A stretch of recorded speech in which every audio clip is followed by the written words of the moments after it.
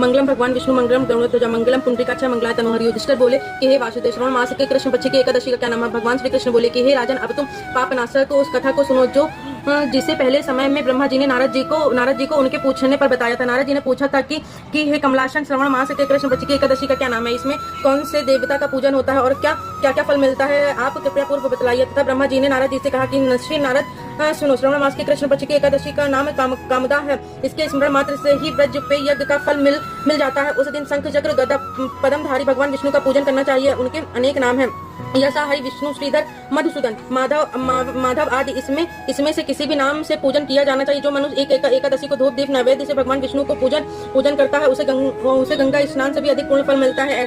ऐसे भी सूर्य चंद्र ग्रहण काल में केदार व कुबेर कुरुक्षेत्र में स्नान करने का होता है। भगवान विष्णु का पूजन का फल सागर व सहित पृथ्वी का दान करने तथा सिंह राशि के बृहस्पति होने पर व व्यक्तिपात तथा दंड योग के गोदावरी में गंधक स्नान के फल के जैसा भगवान के पूजन का फल श्रवण मास के कृष्ण पक्ष की एकादशी के फल के बराबर है। इसलिए भगवान का पूजन न किया जा सके तो श्रवण मास के कृष्ण पक्ष की कामदा एकादशी का व्रत कर लेना चाहिए। इस दिन आभूषण युक्त गौ वस्त्र दान करने से जो फल मिलता है वही फल इस एकादशी का व्रत करने से मिलता है। जो श्रवण मास के कृष्ण पक्ष की कामदा एकादशी का व्रत करता है और भगवान विष्णु का पूजन करता है, उसके द्वारा वेद, नग्र, गंधर्व, पीतर आदि का पूजन स्वतः हो जाता है। हे नारद, स्वयं भगवान ने कहा था कि जो मनुष्य जो अध्यात्म से जो लाभ मिलता है उससे अधिक फल कामदा एकादशी का व्रत करने से होता है।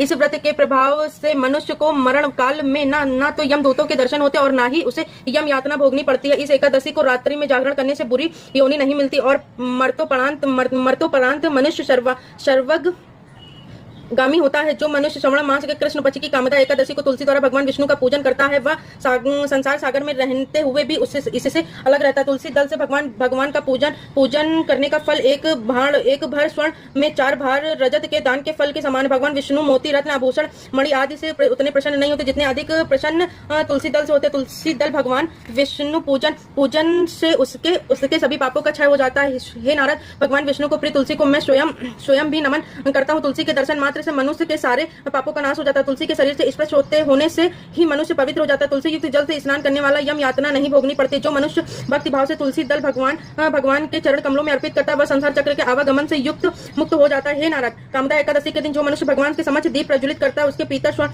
स्वर्ग में अमृत पान करते हैं। जो मनुष्य इस दिन भगवान के समक्ष घृत या तिली के तेल का दीप प्रज्वलित करता है उसको सूर्य लोक में भी हजारों दीपों का प्रकाश प्राप्त होता है। कामदा एकादशी व्रत के प्रभाव से ब्राह्मण हत्या जैसे अनेक पापों का नाश हो जाता है और जो मनुष्य इस लोक में सुख भोकर अंत में विष्णु भगवान को जाता है। बोलो बाके बिहारी लाल की जय, प्रकाश सरकार की जय, राधा वल्लभ लाल की जय। जय जय श्री राधे, जय जय श्री राधे, जय जय।